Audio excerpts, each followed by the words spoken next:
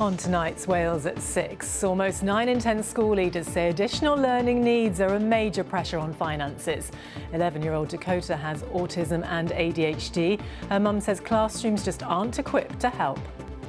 The education system in general is not made for neurodiverse children. You know, we're stuck in the Victorian era. Plus, an inquest rules Ryan Harding died at Park Prison in Bridgend from drugs. His mother tells us she'll never get over losing her son.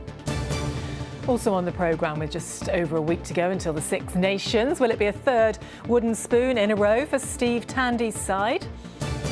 And I left my heart in Harlech. We take a visit to one of the most romantic spots in Wales.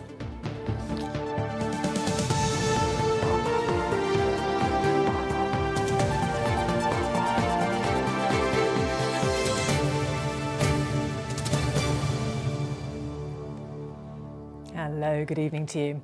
A child's experience at school can impact so much of their later life, but there are concerns tonight that thousands are being let down by the education system. Parents of children with additional learning needs have told ITV News that despite councils increasing their budgets by millions of pounds, it's not enough to meet demand. It's a sentiment echoed by head teachers who say schools are under unsustainable financial pressures. Our political editor, Adrian Masters, has been speaking to those affected. So we'll do these, just a few every day, OK? OK. Very few children enjoy sitting down to do their homework, but for 11-year-old Dakota, it's a particularly difficult task. She has autism and ADHD, which makes school life in general very challenging. The education system in general is not made for neurodiverse children. You know, we're stuck in the Victorian era where children are sat in rows in classrooms, expected to be quiet. And most children that have these neurodiversities want to move. They want to do hands-on things.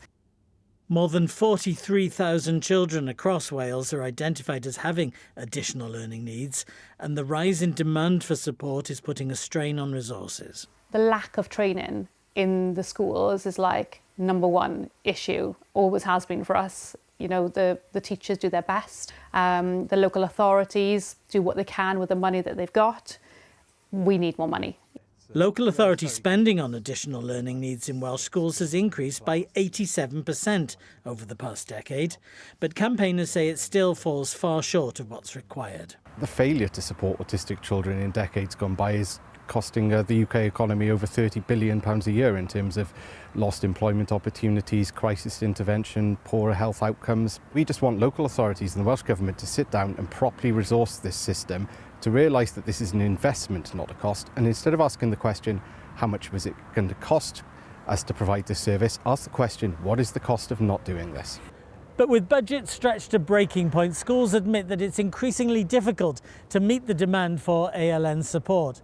In a recent survey by the National Association of Head Teachers, 88% of school leaders identified ALN as a major cause of financial pressures, up from 69% in 2021.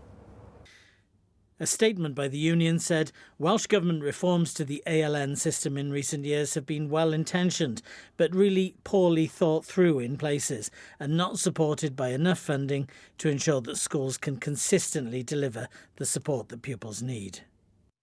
The Welsh Government says it recognises the pressures on schools and public services and has committed to an extra £20 million for ALN learners in the latest budget.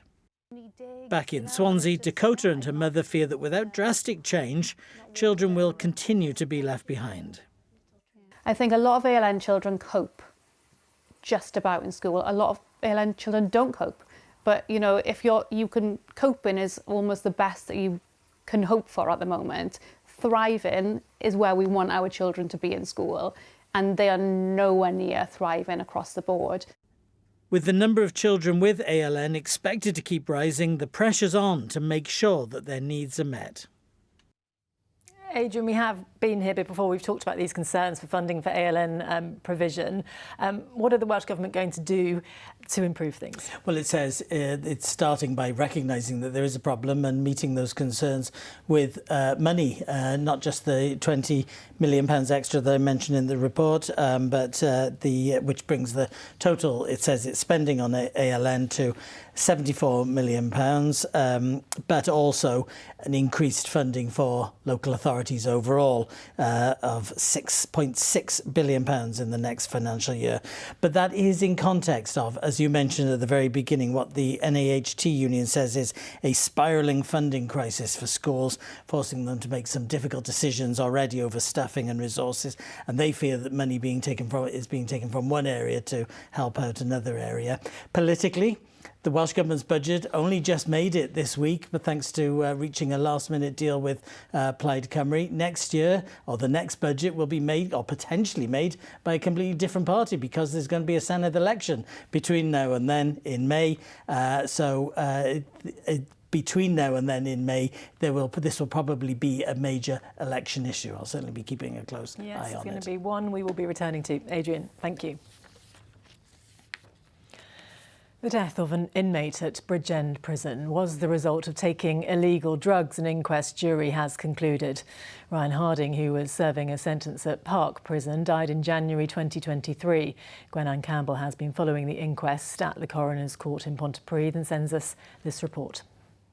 Ryan Harding was described as a lovable character, a wonderful young man and a gentle soul. But on January the 8th, 2023, he was found unresponsive in his cell in Park Prison in Bridgend, just a few months before he was due to be released.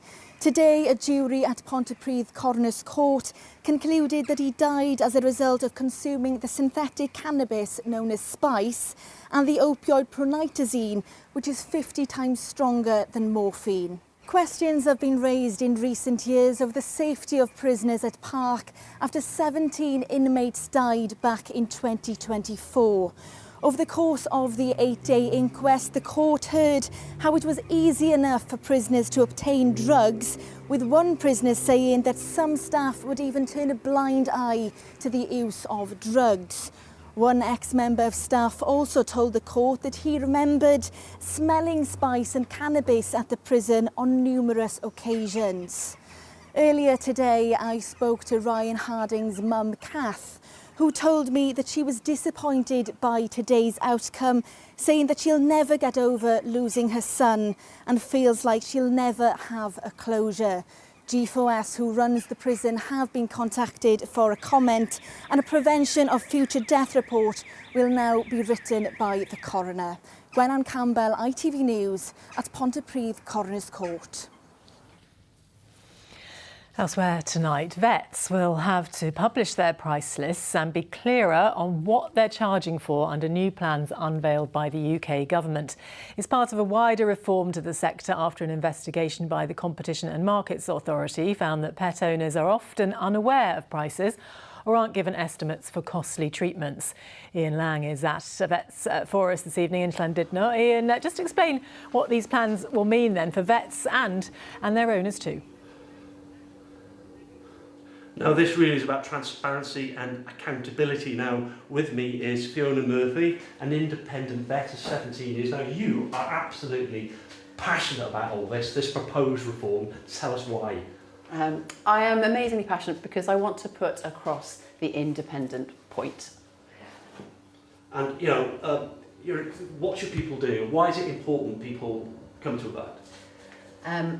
When you're picking an animal or picking a vet, you need to pick a vet that you can trust. You need to pick a independent vet. Independent vets, our motto here, we're an independent vets, our motto is modern vets, traditional values. Modern vets, it means seeing the same, modern vets means all the modern equipment. Traditional values is seeing the same vet every time. Case continuity and trust. We don't mind about we welcome the reforms that have been proposed. We have always given estimates, we've always given our prices on our website. The changes won't really affect us that much. Costs now, I mean, that's the big thing for everybody. The costs have doubled since 2016, is it? Yeah. Talk about, has this been absolutely unavoidable? It's unavoidable, yes. We, as an independent practice, in general, are about 40% cheaper than the corporate vets. However, we can't get away from the fact that our costs of running a business have tripled over the last 5 years. I am really tied, my hands are tied. We want independent vets really want an equal playing field. We want the same rights and the same things as corporates. For example, I buy a painkiller at £5. The corporates can get it for £3. The client can go online and buy it for £1, but the legislation as it stands means I have to buy it for £5, and then that cost has to be passed on to the client. We just want an equal playing field. And you don't have targets, do you? Briefly. No, none of my vets have targets. They are given, they have clinical freedom to do what is in the welfare of the animal. Sometimes it might be pain relief, sometimes it might be rest the animal, sometimes it might be CT, but actually we explain that all to the owners beforehand. You just want this to become law, don't you? It's out for consultation, but you just want it to happen. Yeah, we want a complete reform of the Veterinary Surgeons Act, and it needs to be regulated so vets own veterinary practices. Okay, thank you very much. Yeah, this is out to consultation. Let's see what happens. Yeah, it'll certainly affect a lot of people. Ian, thanks very much indeed. Still to come, Ruth is here. Dare I ask, how is the weather looking? You can ask, yes. Almost as relaxed as the dog then in Ian's report. They're all fine, by the way, it's just asleep. But of course, as far as the weather goes, we are warning free, so it's got to be good. A period of relative calm before the wind and rain return tomorrow. I'll see you in a few minutes. That is good to hear. Also ahead on the programme, the seaside city that could get a second pier as parts of huge transformation plans.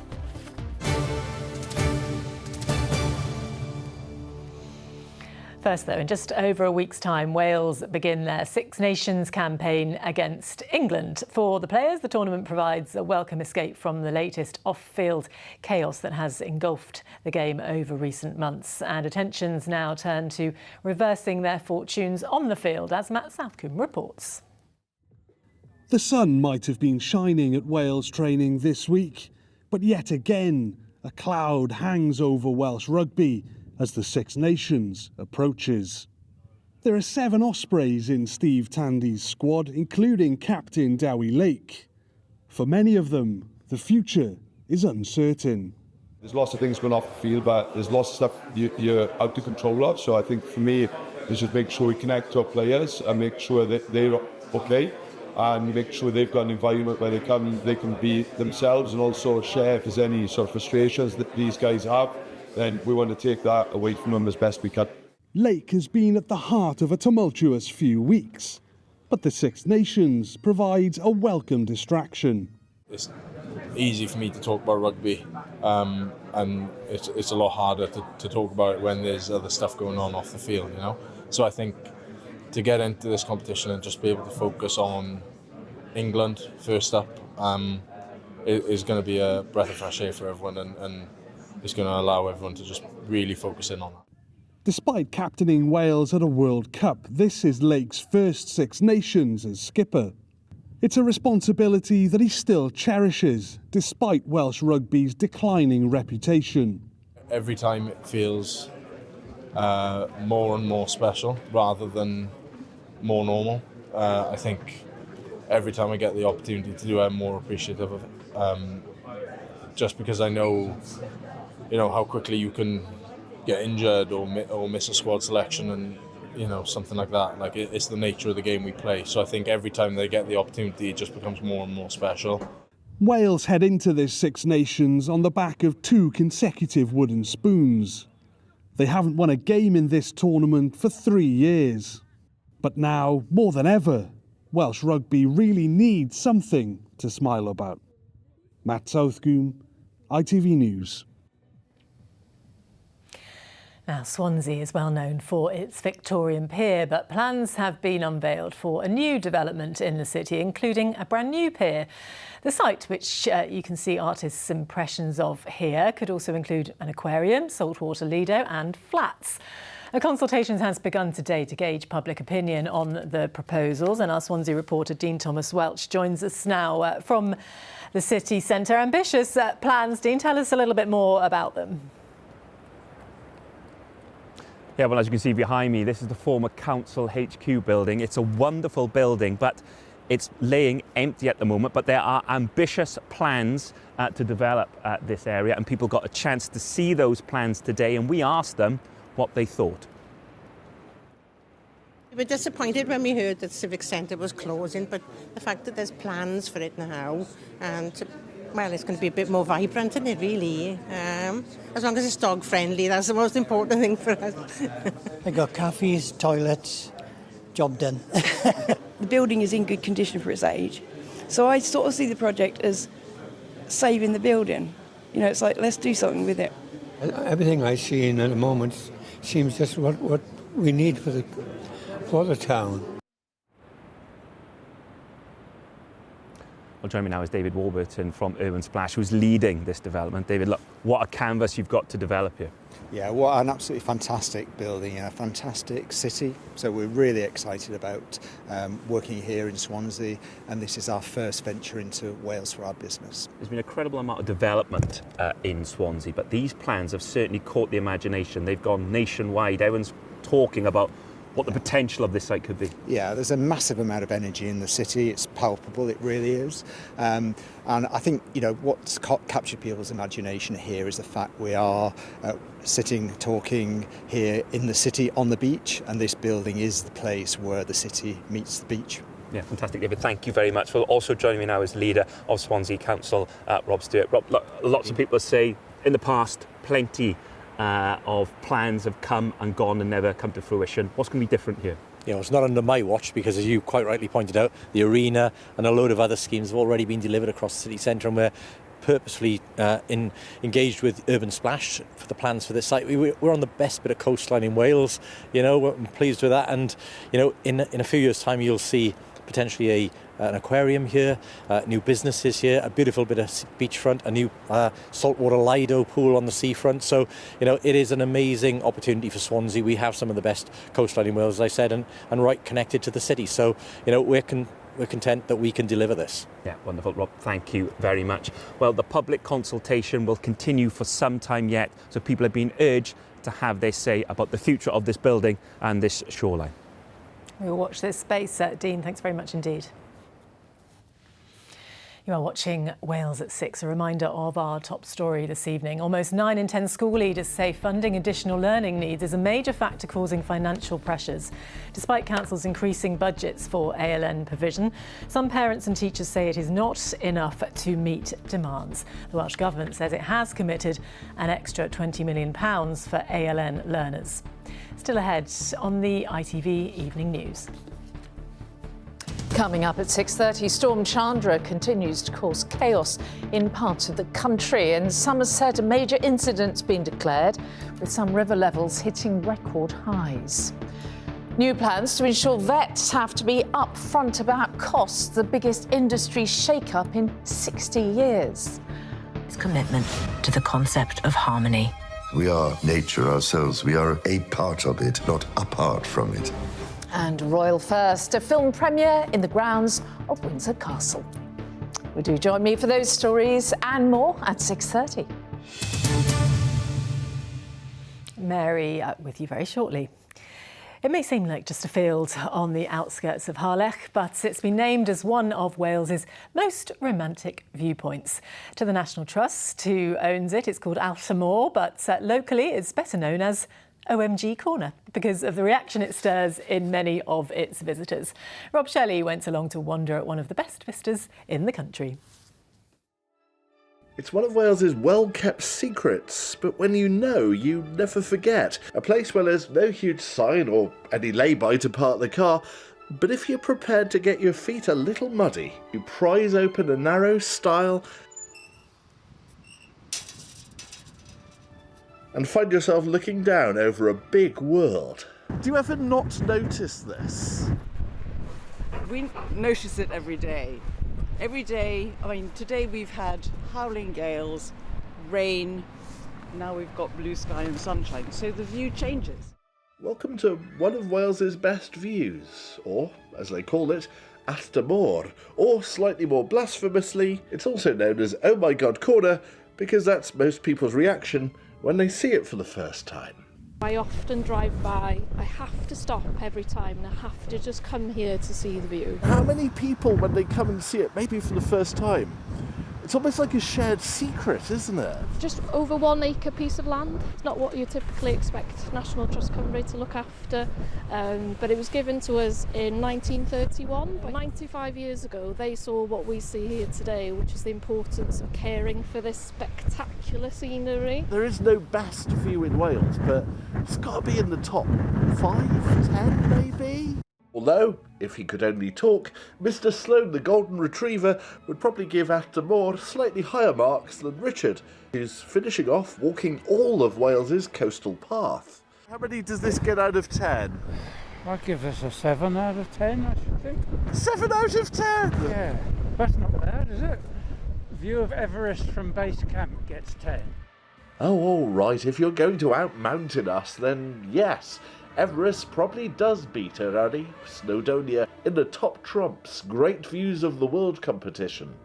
But you walk through a narrow stile and you enter another world. It's slightly surreal, it's a magic trick. The blue of the sea here is a blue that's unlike anywhere else in the coast of Wales. It's the closest thing we get to the Mediterranean, but it's far more handy for Barmouth. Like any other fine National Trust property, it could do with a tea shop. It's all that fresh air, you know. But apart from that, it's one field that's pretty much North Wales's perfect, not quite secret. Rob Shelley, ITV News, on the other side of Harlech. Whisk us all away there. Well, the weather has been a little more than OMG recently, but in Rob's report there, looked like sunshine. We've had sunshine today. Thank you. I would give the weather 8 out of 10 today, but yes, OMG. Our director Lee spent all afternoon making this, so we've got to get our money's worth out of it. I mean, look at that. Look at it, even moves and everything. Let's talk about the weather now, because that's been moving at quite a pace as well. The storm of yesterday now dull and done and dusted. It's been cool and cloudy, but yes, as I said, we actually saw some sunshine out there today, and more of that to come over the next few days, although it's going to be slightly limited and very much a case of catch it if you can. Now, you'll notice temperatures tonight in particular are going to be cold, a bit of a shock to the system, so we could actually have a little bit of frost and maybe some freezing fog as well. That's pretty nasty stuff, so just be careful if you're out and about. It sticks to your windscreen and makes visibility quite difficult as well. And as far as the days beyond are concerned, we'll make the most, as I said, of any sunshine, because from Thursday evening onwards it does go downhill and effectively back to business as usual. I can show you that actually.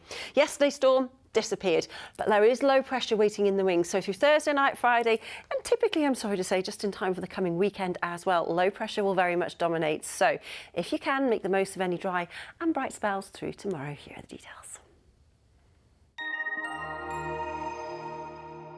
Today sees sunshine, sand and a spell of bamboo rafting. TUI sponsors ITV Cymru Wales weather. Well, it's not looking too bad at all out there at the moment. We've got largely clear skies, cloudy conditions through parts of mid and south Wales with perhaps a few showers for a time, but these will ease quite quickly and we're looking at a largely settled night. Typically under clear skies, though, the temperatures are going to drop, so a chill in the air, cold enough, particularly more sheltered rural spots inland for a little bit of frost, and we'll see foggy conditions too. Just be careful if you're heading out and about overnight tonight, possibly turning into freezing fog, which is nasty stuff. As I said, just watch out, but slightly less cold, a little bit more in the way of a breeze out towards coastal areas. So it does mean it's going to be a decent enough start to tomorrow morning, perhaps a little bit grey and gloomy as that mist and fog lingers, but it will start to lift during the course of the day. The cloud building into the afternoon to make the most of any early sunshine. The wind's starting to pick up, but actually temperatures are where they should be, slightly above actually the average for the time of year. 9, maybe squeezing a 10 in Celsius. But I'm sure you'll have noticed just behind me, there is another band of rain waiting in the wings. So if you are heading out and about through Thursday evening, just be careful again on the roads in particular. We could see some really nasty conditions as the winds pick up the pace too, possibly falling as a wintry mix over the hills and mountains in the north, but nothing too disruptive expected. It is going to be over higher ground. And actually, for much of Wales, as we head into Friday, the worst of that wet weather will clear quite quickly. And we're looking at a largely dry start to the day. Again, another batch of wet weather pushing into the south, bringing some unsettled conditions here. But the temperature is still holding at around 9 or 10 in Celsius. And as we head then into the coming weekend, it's going to be a mixture of scattered showers, but some decent spells of sunshine as well. TUI sponsors ITV Cymru Wales weather.